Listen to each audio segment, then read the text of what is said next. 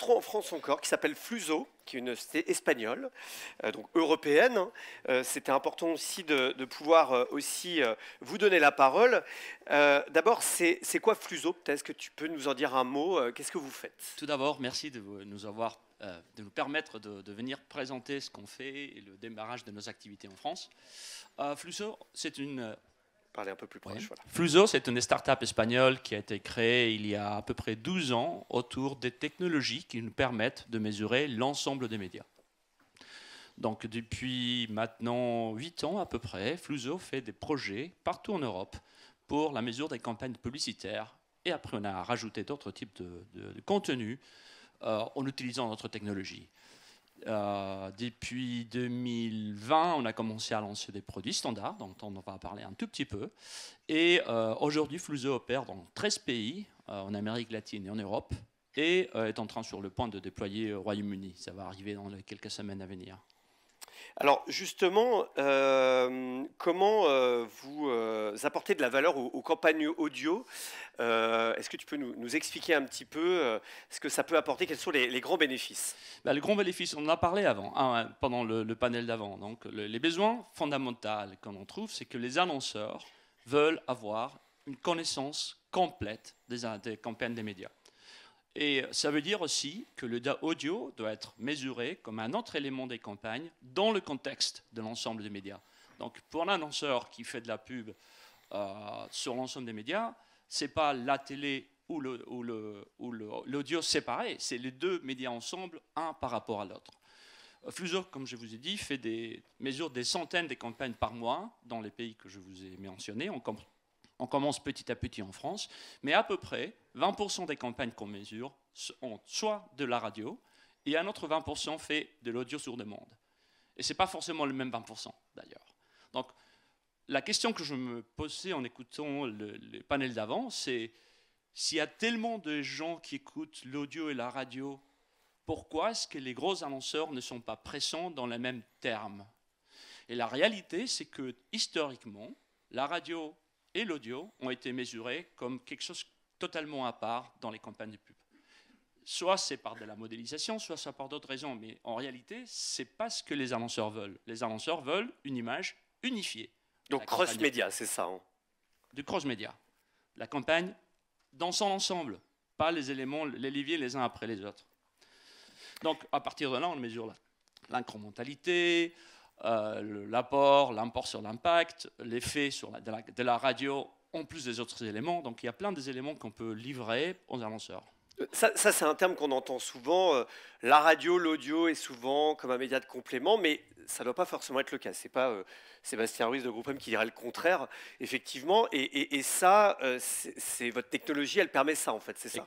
On permet de mesurer l'impact, la portée, la répétition globale et sur chacun des leviers.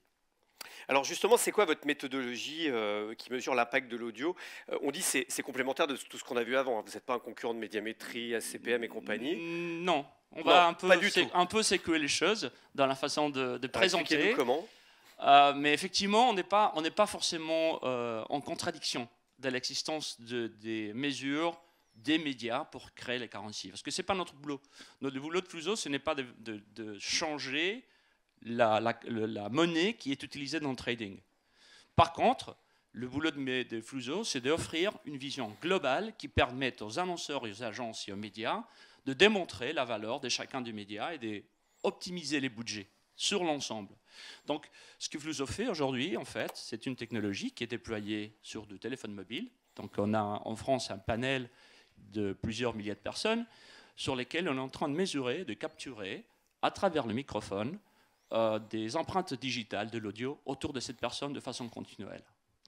Et dans ces empreintes, on est capable de retrouver si la personne a été exposée à les créativités publicitaires sur la télé, sur la radio, sur l'audio, sur le demande, mais aussi sur les streamers, sur les vidéos en ligne, sur la CTV, sur l'ensemble. On fait une seule mesure identique pour l'ensemble des médias. À partir de là, on a toute une méthodologie qui nous permet de calculer, d'extrapoler les chiffres de portée, de répétition, comme pratiquement toutes les sociétés qui font ce type de milieu des métiers au monde. Ce qui est intéressant, c'est que la mesure est centrée sur les individus. Donc on ne cherche pas à mesurer des médias, mais on cherche à mesurer des personnes. Et grâce à ça, en plus, on a une méthodologie qui est fondamentalement indépendante des médias. On n'a pas besoin des médias pour mesurer les campagnes de pub.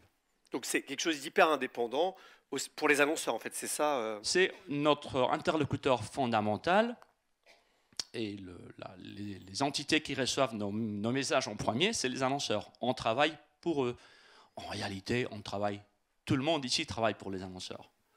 Alors vous avez aussi une grosse base de données, vous travaillez, donc les annonceurs vous payent pour mesurer l'efficacité de leur campagne, mais vous avez aussi tout un tas de données puisque vous mesurez des campagnes publicitaires audio en Europe, mais aussi en Amérique du Sud.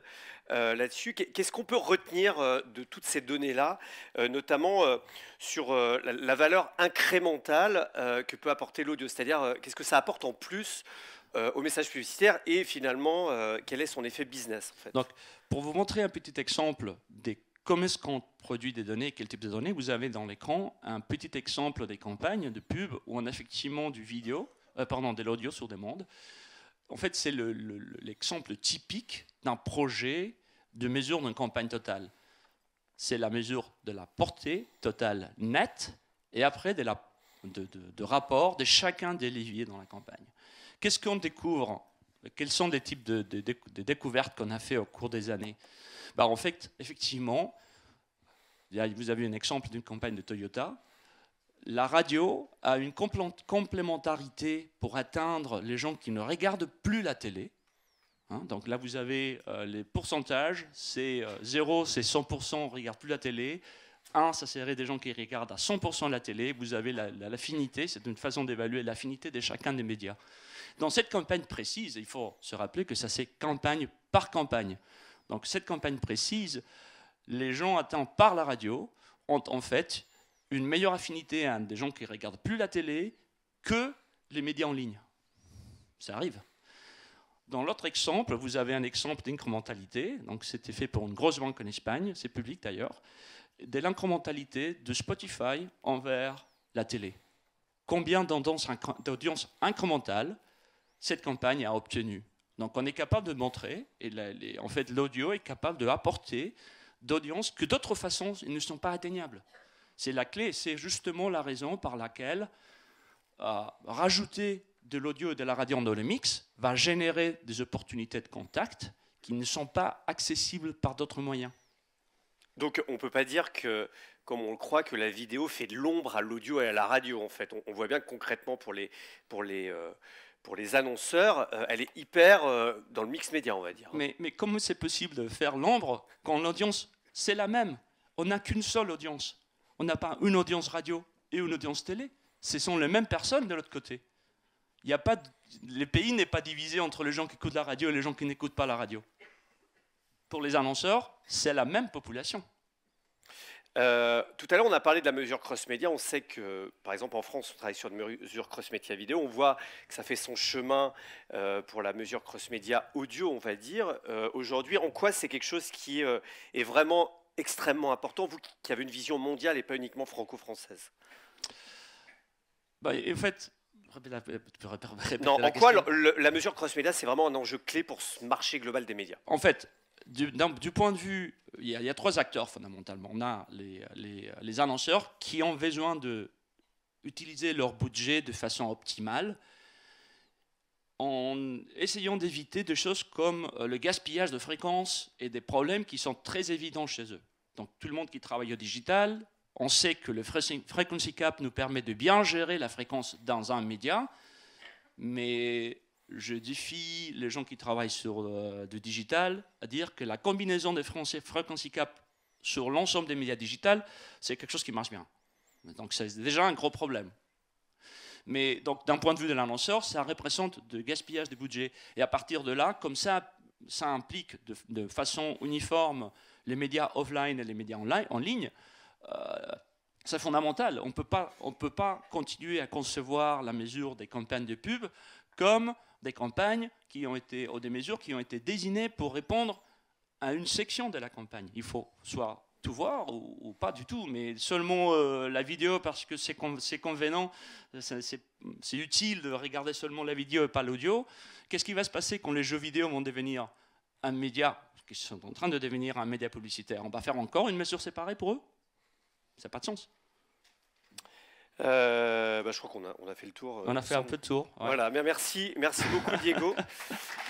Il y avait encore quelques chiffres. Il y avait d'autres détails. Ouais, donc, par exemple, des campagnes. rapidement, pour finir. Donc, effectivement, on parle beaucoup de la portée et de la fréquence, mais il faut aussi mesurer l'efficacité.